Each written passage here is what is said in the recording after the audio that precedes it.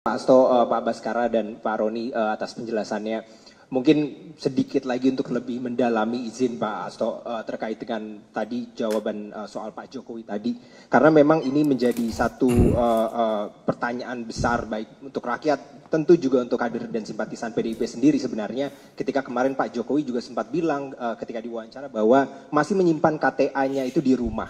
Tapi kalau kita ingat dalam dinamikanya PDIP sendiri kan sebenarnya sudah pernah tegas dalam soal Pak Effendi, lalu kemudian Budiman Sujatmiko dan berbagai macam kader PDIP sebelumnya begitu, sehingga memang perlu ditegaskan kembali soal apakah memang KTA itu masih ada di Pak Jokowi dan belum berproses soal surat rekomendasi pemecatan atau seperti apa Pak Asto. Terima kasih. Baik, terima kasih. Saya tegaskan kembali bahwa Pak Jokowi dan keluarga sudah tidak lagi menjadi bagian dari PDI Perjuangan karena cita-cita partai yang diperjuangkan sejak pada masa Bung Karno, sejak PNI ketika kita membangun Republik ini sudah tidak lagi sejalan di dalam kebijakan dan praktek-praktek politiknya. Sehingga itulah yang terjadi dan kemudian kita melihat bagaimana ambisi kekuasaan ternyata juga tidak pernah berhenti. Maka di dalam proses ini yang dilakukan oleh PDI Perjuangan, kita tidak akan pernah kehilangan dari gagasan-gagasan ideal bahwa dari seorang rakyat biasa bisa berproses menjadi seorang pemimpin. Semuanya tentu menjadi pelajaran yang sangat berharga dan kemudian bagaimana rapat kerja nasional yang kelima kami juga telah menyampaikan permintaan maaf kepada rakyat Indonesia tentang seorang pemimpin yang karena kekuasaannya kemudian bisa berubah dan melupakan cita-cita yang membentuknya. Terima kasih. Ya, sobat-sobat, tadi begitulah apa kata Sekjen PDIP, Hasto Kristianto, tentang terkait keanggotaan keluarga Pak Jokowi di dalam partai PDI Perjuangan. Ya, jelas sekarang bahwasannya Pak Jokowi bukan lagi kader dari PDIP karena nilai-nilai apa tadi kata Hasto.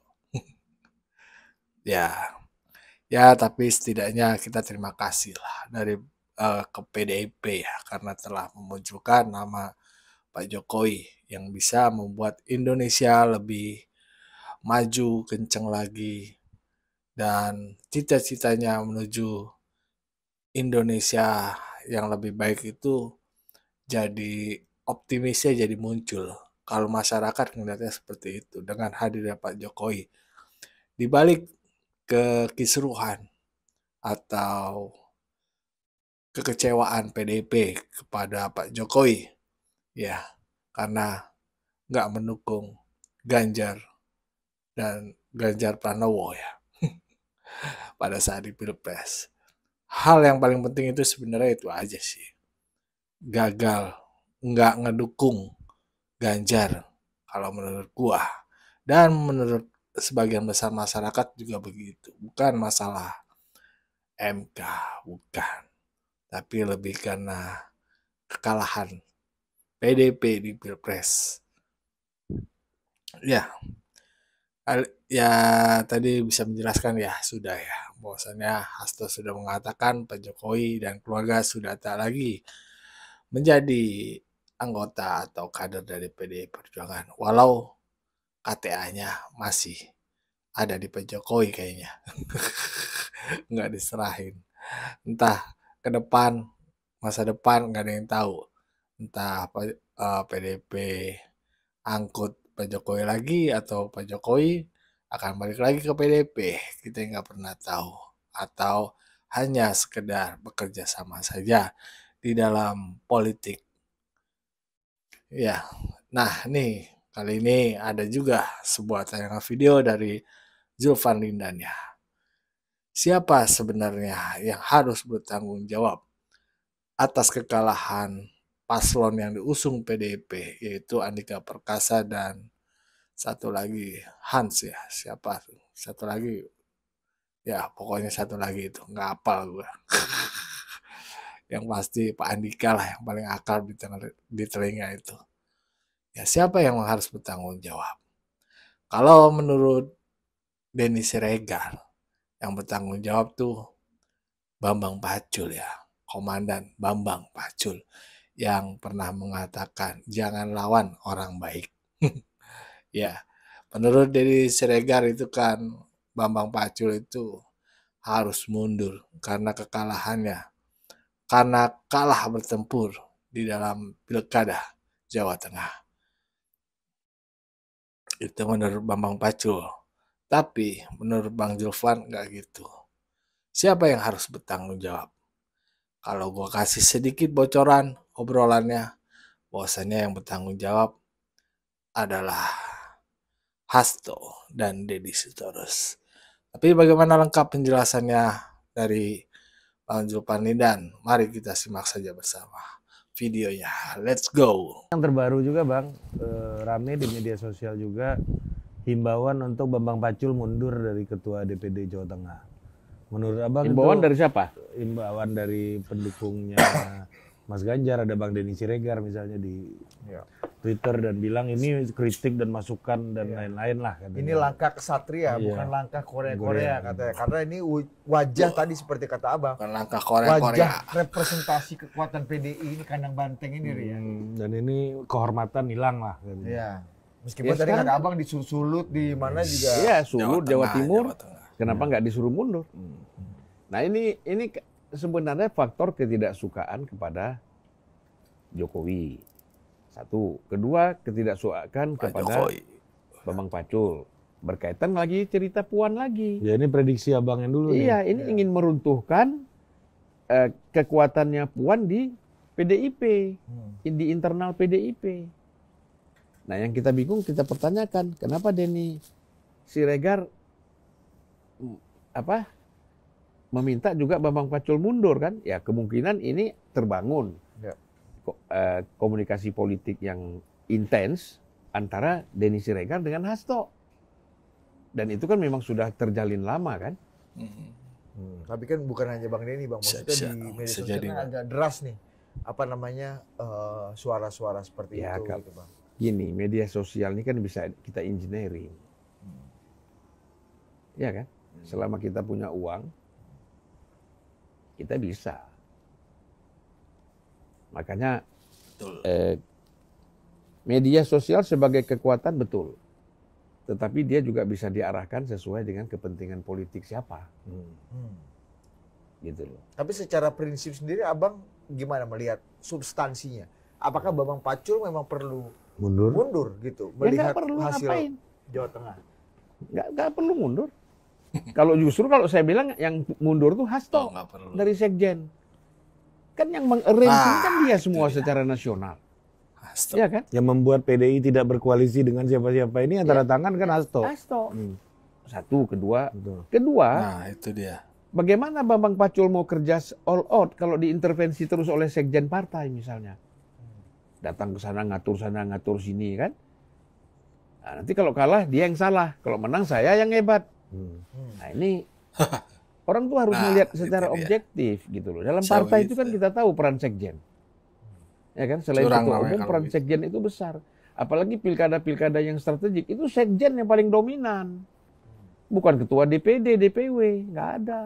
Dan ketua Bapilo Nasional itu Deddy Sitorus ya Deddy. Nah, Oh iya, Bapilo eksekutif. Iya, Bapilo ya, eksekutif. jadi saya turus Jadi di situ. kalau pilkada itu ya Deddy Bang Sitorus, Deddy, iya. kalau Pileg. itu Bambang Pacul, Iya. Bapilo legislatifnya. Iya. Ya, jadi kan kalau kita lihat di situ kan udah jelas kan, yang bertanggung jawab itu siapa? Sekjen, ketua Bapilu itu bertanggung jawab untuk namanya aja Bapilu, Badan Berarti Hasto sama Pemenangan Deddy. Pemilu. Eksekutif. Iya, kenapa dia nggak mundur? Kenapa bukan dia yang mundur? Sekjen kenapa yang nanda tangan semuanya? Kenapa dia nggak mundur? Kalau Bambang Pacul ini kan pelaksana, ya kan? Tergantung apa yang diarahkan oleh DPP. Nah di sini Ibu Mega percayakan kepada dua orang, Deddy Sitorus sama Hasto untuk mengatur semua pilkada-pilkada ini. Ada juga Adian di situ kan, Adian juga ikut. Tapi kan Adian tidak ikut di Jawa Tengah. Saya tuh waktu tanggal 18 November 2024 ini Bang, sempat kita ngobrol panjang lebar sama Mas Pram ya. Waktu itu saya sempat tanya itu soal isu tuduhan Bambang Pacul main dua kaki tidak total menangkan Jenderal Andika. Mas Pram tuh bilang saya, wah itu tuduhan jahat katanya. Ini tuduhan jahat nih karena saya tahu betul bagaimana Bambang Pacul itu bekerja keras untuk menangin Andika kata. Ya, Mas Pram sendiri yang ngomong gitu loh. Bagi Pram yang masih punya moral politik, ucapan-ucapan seperti itu dianggap adalah apa tadi istilahnya? Tuduhan jahat. Tuduhan jahat. Tapi bagi Hasto yang sudah biasa jahat itu nggak jahat, biasa aja. Ya kan? Saya udah biasa melakukan itu, dia tidak merasa bahwa itu jahat. Gitu. Nah, beda sama orang yang masih mempunyai moral politik. Menurut Abang, Pram ini masih punya moral politik lah ya? Lah ya, dengan dia mengatakan bahwa orang berbuat jahat dia nggak bisa terima, ya kan? Ada orang melakukan kejahatan terus. Gitu. Atau mungkin tuh Bang Denny belum ngobrol sama Mas Pram itu soal itu. Nggak nanya Mas Pram dulu. Gitu kan. Karena ini nggak perlu. Mungkin Mas Pram kalau lagi banyak nongkrong sama pendukung Anies kali Bang. Jadi elektabilitasnya naik kan.